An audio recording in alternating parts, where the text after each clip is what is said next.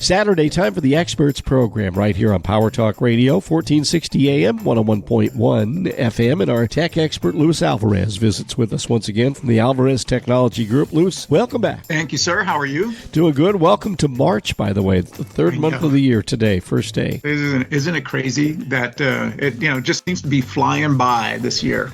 Yeah, already. Man, it's hard to believe. Well, we got some interesting things to talk about today. First off, the NFL is going to use technology, a first down measurement system. So we're going away from the chain gang. And this is going to be really interesting because if we go back, like you go back to when you and I were kids and we were watching football, the chain gang, they'd run out from the sideline with the chain and everybody would wait with great anticipation. Did they make the first down or did the defense hold the offense? And you'd watch the referee stretch that yard marker out to the line to gain, and sometimes they'd miss it by the nose of the ball, and other times they'd make it by the nose of the ball. And then, I don't know how many years ago it was that they started putting the yellow line on the field. The TV broadcast would superimpose a yellow line to gain, and we'd watch the players running towards that, and I always say to myself, gosh, if they could see the yellow line on the field, how much more exciting that would make these first down attempts. Anyway, that gave us fans a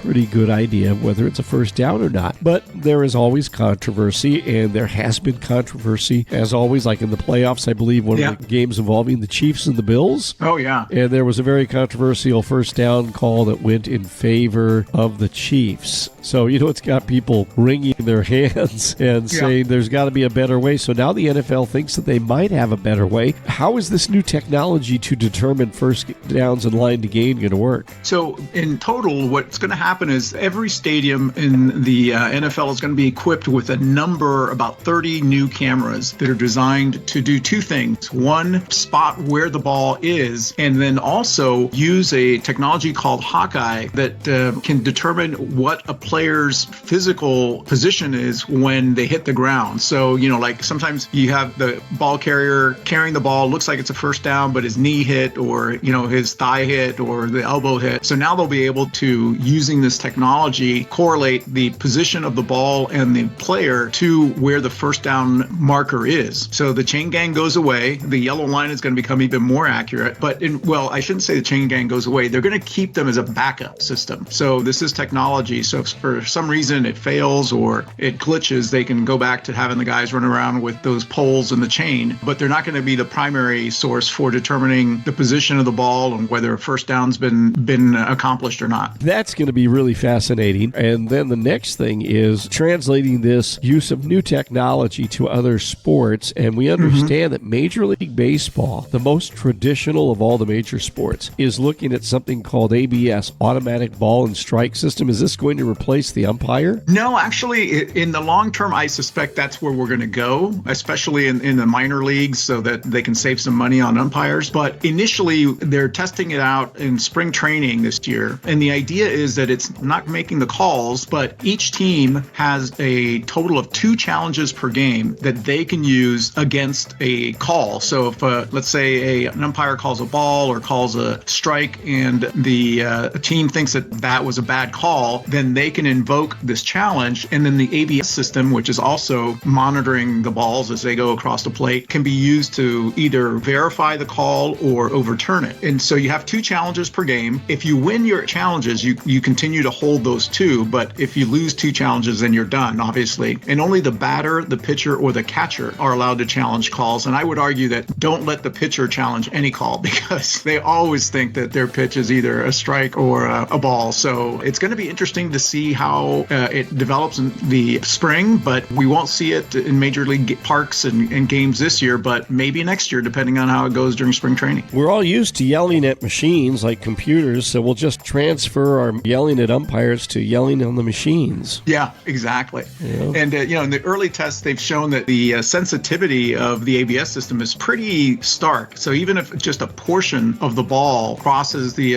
what it considers to be the strike zone, it thinks it's a strike. You know, so it's like just the tiniest bit of the ball. If it touches, it's a strike. Wow. And then here's the thing: if you argue with it, will the machine throw you out?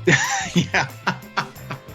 Oh yeah, you're going to throw your hat at the machine, right, and stomp and throw dirt on the machine. Yeah, does the machine have shoes? Can you throw dirt on the machine's shoes? And the poor beleaguered umpires who have the toughest job in baseball, and they get no sympathy whatsoever. You know, they're always the objects of derision. In fact, there's an apocryphal story of it many years ago, back when the Dodgers played in Brooklyn, and baseball has the organist that plays between innings, and there was a woman who played the organ at the old Ebbets Field, and she actually got thrown out of the stadium by the umpire. This really testing the limits of the umpire's power, but they said if the umpire can banish players, managers, coaches, and fans, they could kick out an employee. Because when the umpires emerged from the dugout or wherever they come from, as they were walking out across the field, she immediately broke into 3 blind mice, and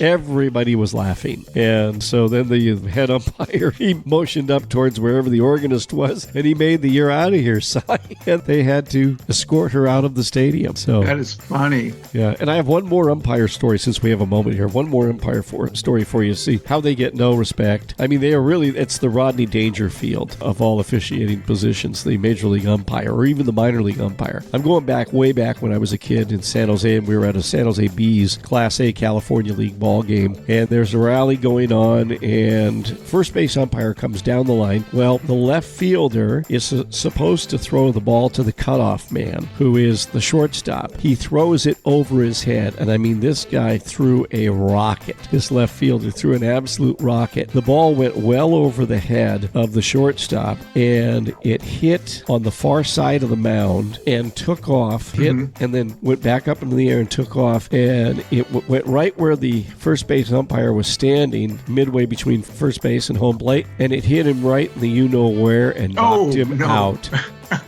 And do you think that the people were concerned in the stadium? No, they were all laughing and joking about it. And that poor guy, they're out there, hey, get the smelling salts, see if we can revive this guy. So there you go, the poor umpire. Man. Well, it's a thankless job, like you said, and sometimes it's a painful job, too. Indeed. All right. Hey, that's Luis Alvarez, CEO of the Alvarez Technology Group, joining us today. And you'll find them online at alvareztg.com, at AlvarezTG. That's the X handle. And Luis, the toll-free number for the IT. Give us a call at 866-78-IT. That's 866-784-8326. And finally, looking ahead to Monday, Luis, we're going to be talking about a new kind of Alexa, right? Yep. If you are an Amazon Prime member, you are going to get a brand new benefit in a few weeks with Alexa that's going to blow your mind. Tune in. All right. Join us Monday starting at 8:30 right here on Power Talk. Luis, thanks so much, and enjoy March 1st, 2nd, 3rd, and the rest of them. You too, my friend. Take care.